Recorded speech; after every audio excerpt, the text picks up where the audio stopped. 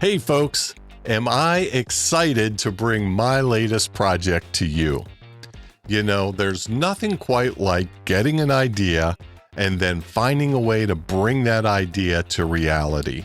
It seems like the more you toil and fail, and toil and fail some more, the sweeter that success actually is. Those of you who have followed my channel for a while, you know I love my FM satellite rig. That ICOM 2730 in a small pack that I can easily travel with, easily rove with. There's just nothing better. It has spoiled me, and it's made me dream of how can I have that same convenience and experience in a linear satellite rig. I know many satellite guys will use a 9700. And look, the ICOM 9700 is a fantastic radio. I love mine. It's just not small enough for what I'm trying to do. It's not small enough to easily throw into a backpack, jump on a plane, and fly to a ham fest. Sure, I could do it, but it's just not as convenient. I know a lot of other guys will use a pair of Yaesu 818s or 817s with maybe one of each. And this is the quintessential portable satellite rig for linear birds. This is like the dream package. Now, I have one 818, but I don't have two.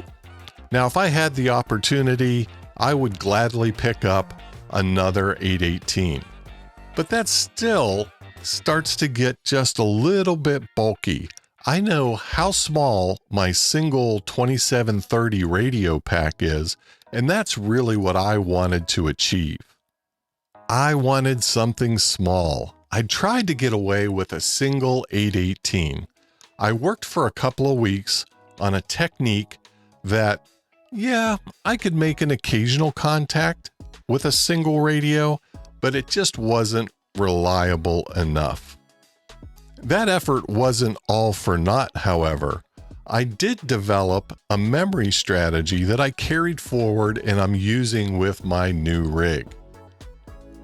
There's a lesson there, so even in failure, you can find things that will help you succeed, and it's important to recognize those things. Moving on from a single radio, I decided to try a USB SDR. If I could get away with a single radio and my mobile phone, well, that sounded like nirvana. Now, it wasn't quite as easy as just buying a bunch of parts and throwing them together and hoping they worked. It took some trial and error, but I finally got there. And like I said, that success is sweeter than any. Now, I will do a deep dive on this configuration at a later point, but I'm just so excited about this. I wanted to share one of the early contacts so you guys could see what this is all about. Well, here it is, and I hope this challenges you to think a little differently about what's required to work portable linear satellites.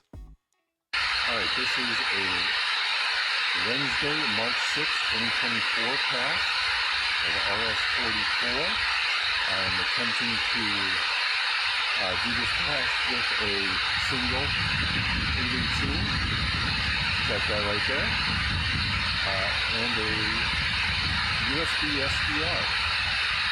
Let's see, this is RS-44 from EM13. It's a 107 pass, so it's already started, and it's a 54-degree pass.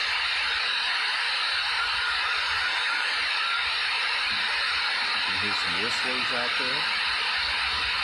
I'm picking up some signals. Let's see if I can find myself in the waterfall here.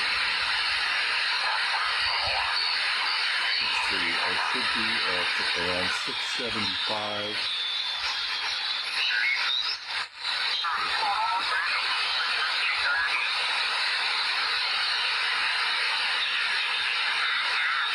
CQ satellite, CQ satellite.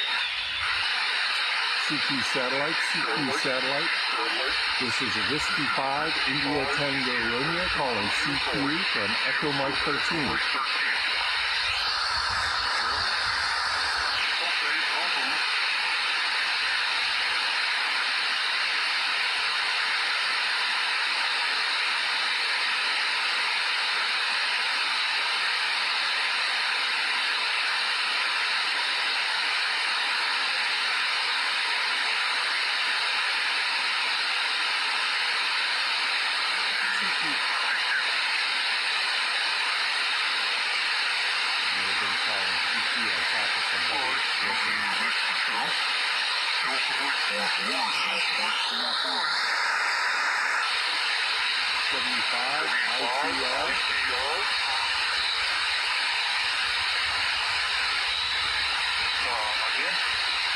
That's Whiskey 5 India Tango Romeo.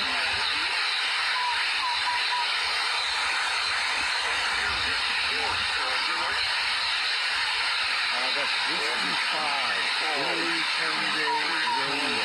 W5 ICL.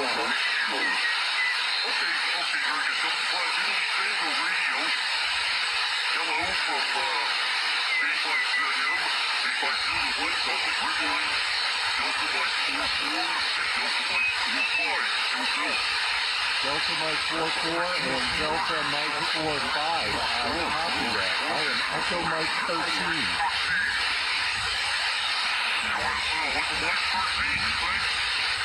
Thanks so much. All right, excellent. We got one. All right. This is just a preview of what I'm experimenting with in terms of a linear satellite portable setup. I'll give you another peek here at the man pack, the chest rig, if you will. It's quite small. It's got a single 818 in it. Got a Bio-NO battery, and I've got it hooked up with a little harness here so that I can keep it positioned well.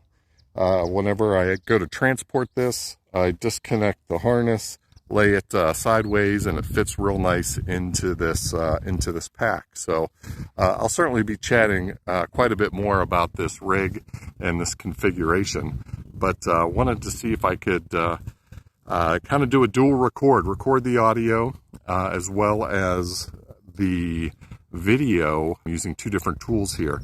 The reason why I'm interested in recording the audio separately is the SDR allows me to record the entire passband.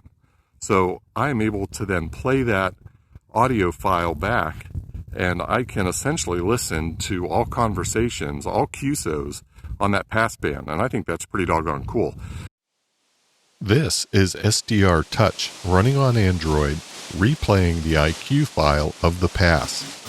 Zooming in, you can see each signal in the passband. The light vertical stripe represents the upper sideband VFO, and the width represents the filter. You can hear me calling, searching for myself. Some people whistle, others will use a CW key.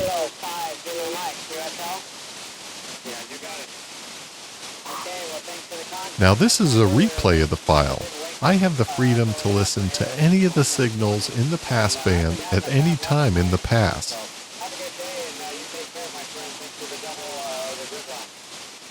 Here is where I inadvertently stomped all over K2ZM.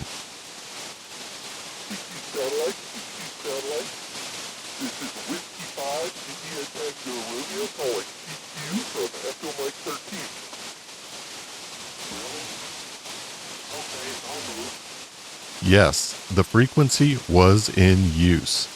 I had not heard Ian's QSO while live, but with the ability to move around in the band after the fact, I can clearly hear I crashed the party.